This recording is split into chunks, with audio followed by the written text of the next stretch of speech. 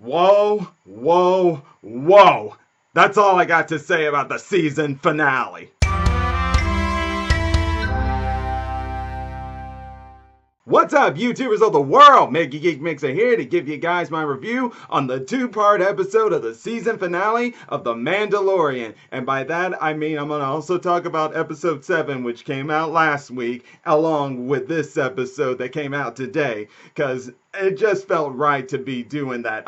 So let's not waste time. Guys, first off, all I gotta say is, why isn't the people who are behind the scenes working on Star Wars The Mandalorian, why didn't they help out with Rise of the Skywalkers? Like, if you guys haven't seen my review of it, I'll leave a link in the description down below. Now, I gave it like a 7 out of 10 or a 7.5 out of 10, Rise of Skywalker. There were things I liked about it, but there were things there that I just didn't like, that just couldn't help me accept it, really, as much as I would hope for. But Mandalorian, on the other hand, it just really takes my breath away. Every episode, from episode 1 to finally the season finale that we're at, was just incredible. And the season finale itself was just jaw-dropping is the best way to put it. Had me at the edge of my seats, breathing heavily, wondering what was going to happen. I just didn't know what to expect. But then when it came down to it, from the actings of the characters to the progression of how the plot was moving forward and everything, along with the fact that how in Star Wars the trilogy there's always that trio of characters. Well, I think we have now found our trio of characters for the Mandalorians, if so to speak, so to say. And in the doing so, did we finally meet our actual true main antagonist of this season. It was unreal. And his entrance, that Mott Gideon, who was an Imperial officer for the now fallen Empire, how he showed up, man, he did not, his presence of intimidation is beyond real. The actor for that role is just crazy good, and I'm just like, I can't wait to see what more he brings, because I'm glad he's still alive, and I'll be explaining more of that later. But also, the trio of the Mandalorian, the rebel fighter, shock trooper, and then Grief Karga, who was the guild leader. Yeah, they all fit each other for some reason. They just all really fit each other. And that's exactly the kind of trio I like.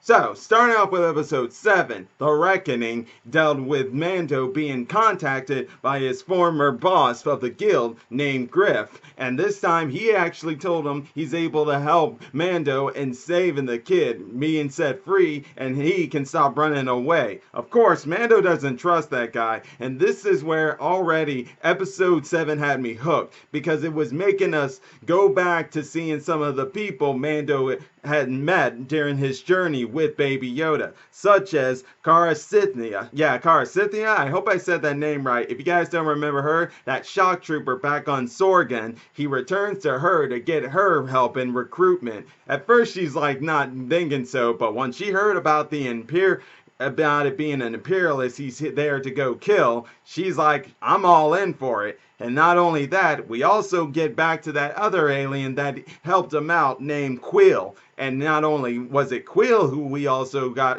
reintroduced to, we also got reintroduced to IG-11. If you guys don't remember him, he's that bounty hunter droid that wanted to kill Baby Yoda, but Mando ended up shooting him and saving the kid and taking him with him. So yes, it was pretty much episode 7, which is part 1 of the season finale, bringing back all the adventures he went through the characters he met, coming together, also they can work together, and to making sure they are able to save Baby Yoda. Because it turns out, when they first go back to Griff, they really don't trust him, and they are rightfully so, because later on we find out what Griff really was going to do, but things kind of changed up. How did they change up, you might wonder? Well, it's through this. You guys remember when Baby Yoda had tried to help Mando back when he was trying to recover from an injury at the beginning of episode 2. He was going to use the Force to heal Mando, but Mando didn't let it happen because he didn't understand what Baby Yoda was trying to do. But this time, we are finally able to see Baby Yoda use that power. He uses it to heal Griff because during the time when they were all in a campfire, they were attacked by a bunch of pterodactyl-looking animals, and it seems they have a poison to them because when they scratched Griff, he was infected with a poison. But when Baby Yoda came and healed him using the Force, he was all healed up. If you guys don't know what that is, if you guys have seen Rise of Skywalker, then you know what I'm talking about because that's what Rey did to Kylo Ren. And this is exactly what Yoda does for Griff. I was about to call him Baby Griff. What's going on with me?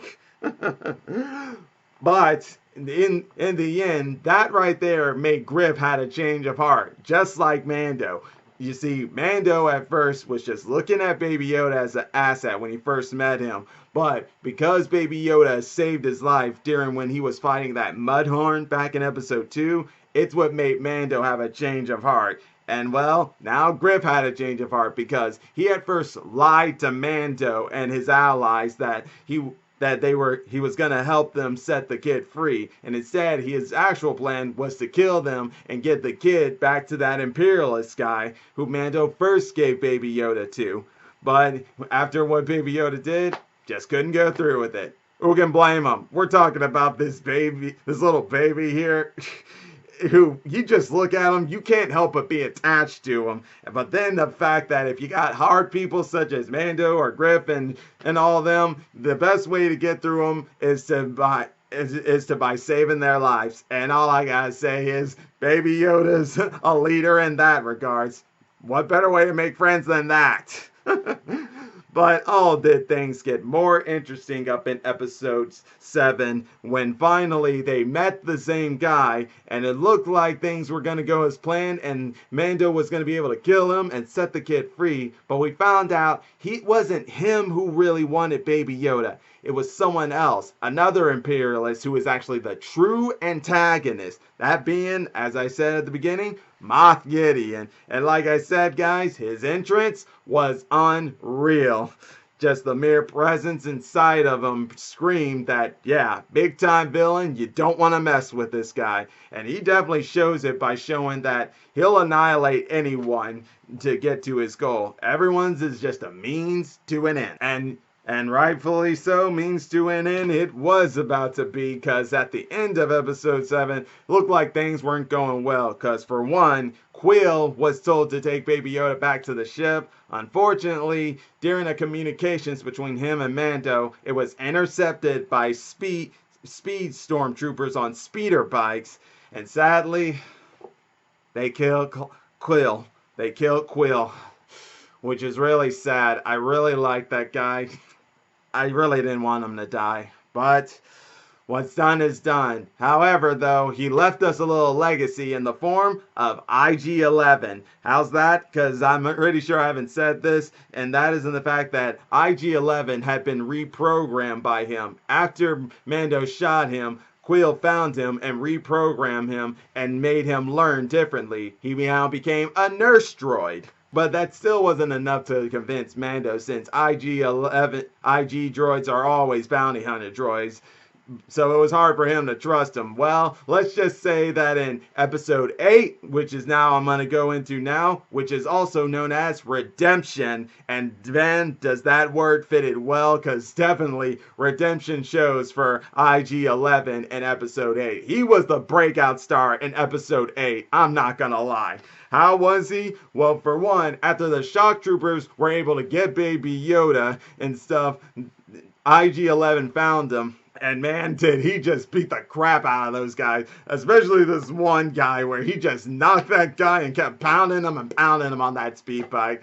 Hilarious stuff right there. But did it get much better as all those stormtroopers that Moff Gideon had with him were just standing out ready to shoot down Mando and Griff and Carson that it would look like they were going to be doomed. But before IG-11 showed up, I want to just stop right there and talk about Moff Gideon, who revealed to us the Mando's actual name. And his real name is actually Din Djarin. Yes, guys, we finally learned of who the Mandalorian's name really is, and he also gave us the full clip of that flashback we were given throughout Season 1 about what happened to him as a kid, how he lost his parents during the Clone Wars, and how that droid would have killed him, but it didn't thanks to the Mandalorian showing up and saving him and others, and he adopting the kid as what is known as a foundling. And as they show to us, the Mandalorians aren't a race, they're a creed. Now, I don't really necessarily know what that means. I guess that's like saying a creed of warriors who do this and that of their own separate ways, because if there's one thing the Mandalorian TV series showed is everybody has their own word. For the Mandalorians, this is the way, and for Quill, I have spoken. And that's what I'm going to miss about Quill. I'm still sad about that guy. But even still, though, it fully explains to us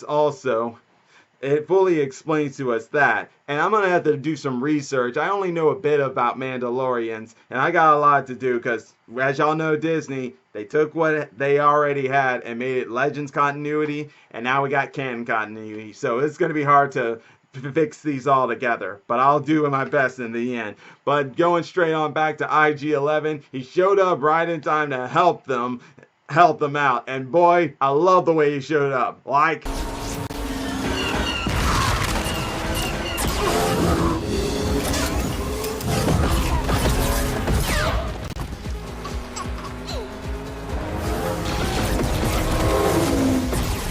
that's right, guys. Right on, cowboy. That's all I gotta say about that. But then, finally, the whole shootout thing they were all having, I was just like, at episode 8, it's just getting started and we're already having a big shootout? This is making me wonder what's coming up next. It must be something. And boy, was I not disappointed. It was definitely something. First off, Mando got injured during that whole shootout, but it ended up leading to him finally learning to accept the redemption of IG-11, who ended up curing him, but also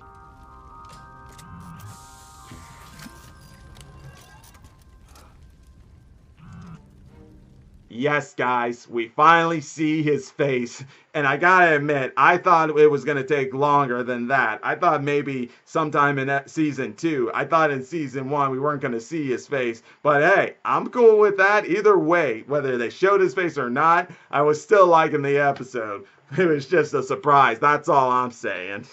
And oh, also, Baby Yoda did the Force thing again by saving everybody when a stormtrooper with a flamethrower tried to burn them all out. But nope.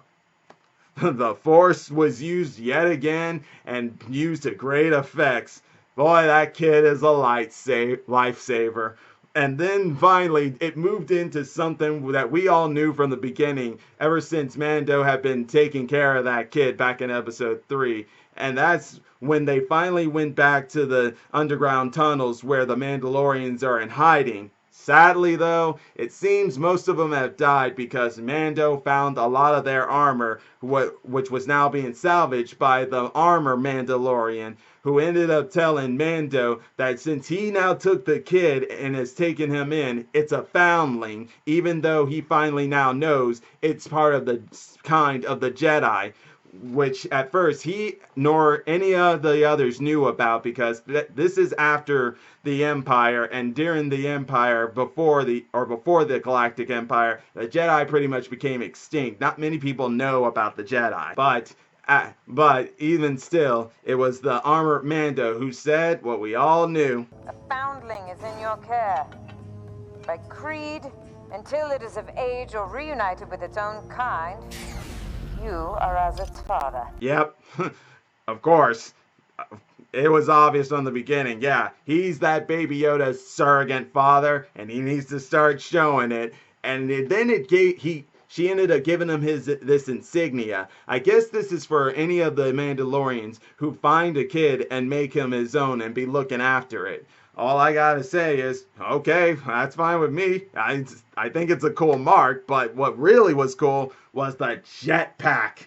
Yes, guys, he finally got the jetpack. I was hoping he'd get that before season 1 ends. So, wish granted on my end. I'm sure on a lot of you guys' end too. It was awesome. But But then things really got showing that Din really saw the redemption in IG-11 when they finally were able to move on and try to escape at an end of a tunnel. There were stormtroopers waiting that would have annihilated them, but no, IG-11 sacrificed himself. You remember how in episode 1 he was going to detonate himself so he wouldn't be captured? Well, he got to use it this time, but for a self-sacrifice, but not before Din was trying to get him not to, because he grew to attach to him because he saved his life for one.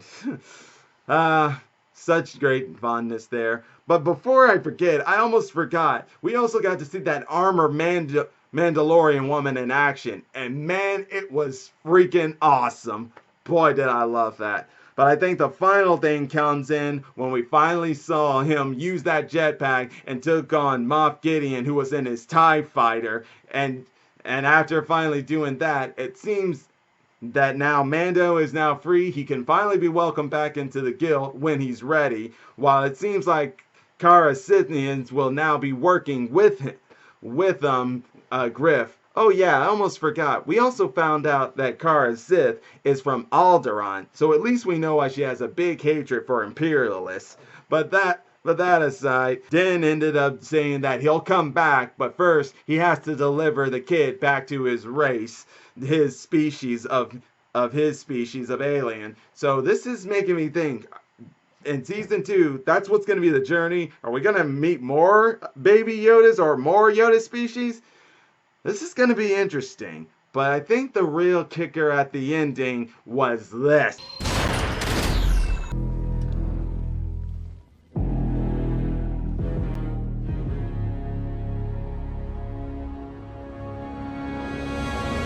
Oh yes, guys, he has the dark saber. Moff Gideon's still alive. He's still going to be hunting for Baby Yoda, but he has the dark saber.